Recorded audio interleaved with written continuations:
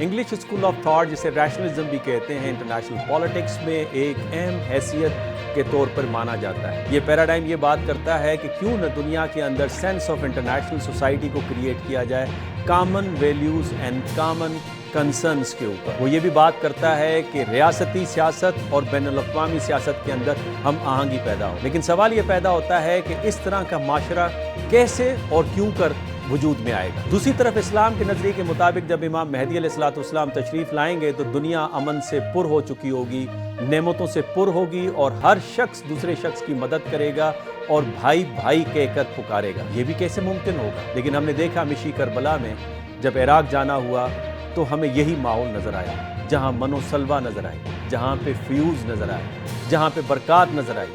جہاں پہ مختلف ممالک کے لوگ ایک ہی جگہ کے اوپر ایک دوسرے کی زبان کو تو نہیں سمجھ رہے تھے لیکن ایک روح کو اور ایک نظریے کو سمجھ رہے تھے جس کا نام حسینیت ہے۔ اور یہ وہ پیغام ہے کہ دنیا امن سے پرامن ہو سکتی ہے اگر اسلام کے نظریے کو اس کی اصل حالت میں اپلائی کیا جائے۔ لیکن اس ساری چیزوں کے باوجود عراقی حکومت کے ایئرپورٹ پر زائرین کے ساتھ، اسپیشلی پاکستانی زائرین کے ساتھ ناروا سلوک کی وجہ کیا ہے؟ عراق وہ ملک ہے جس کے پاکستان کے ساتھ تعلقات تاریخی ہیں، جہاں پر عراقی لوگ پاکستانیوں کو اپنے سر کا تاج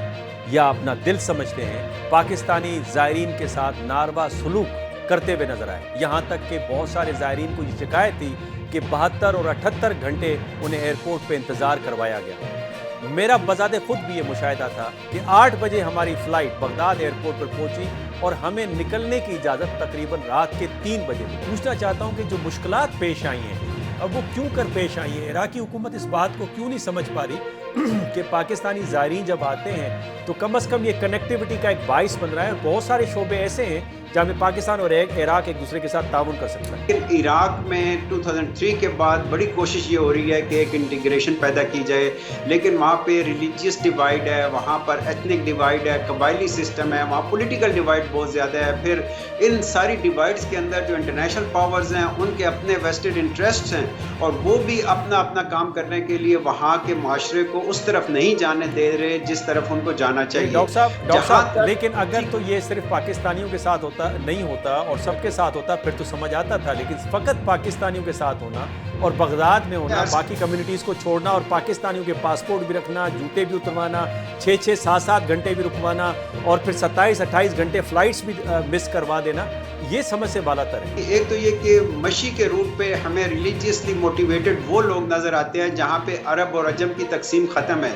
یعنی وہی عرب اور عجم جو ایک دوسرے کے گلے اتارنے والی خواہشات رکھتے تھے یا جذبات رکھتے تھے، وہاں پہ ایک دوسرے کے پاؤں دھو رہے ہوتے ہیں، وہاں پہ ایک دوسرے کے سامان اٹھا رہے ہوتے ہیں۔ لیکن وہی اگر ایکسپیکٹیشن ہماری یہ ہے کہ ہمیں عراق کے مختلف روٹس پہ، سڑکوں پہ اور ایئرپورٹ پہ بھی وہی ٹریٹمنٹ ملے، تو یہ میرا خیال ہے غلط ایکسپیکٹیشن ہے۔ یہ مسئلہ آذربائیجانیوں کے ساتھ تو نہیں ہے، یہ ترکیوں کے ساتھ تو نہیں ہے، یہ ایران کے ساتھ تو نہیں ہے، انڈینز کے ساتھ یہ اسی ایئرپورٹ کے اوپر صرف ہمارے ساتھ کیوں ہو رہا ہے؟ اس کا مطلب یہ ہے کہ ہم نے اپنے آپ کو صحیح طریقے سے وہاں پر انگیج نہیں کیا اور اپنے ایشوز جو ہے وہ بھی صحیح طریقے سے ریز نہیں کیے، اور الٹیمیٹلی جب آپ ویک ہوتے ہیں، جب آپ کا ایڈوکیٹ کرنے والا جو ہے وہ وکالت کرنے والا نہیں ہوتا،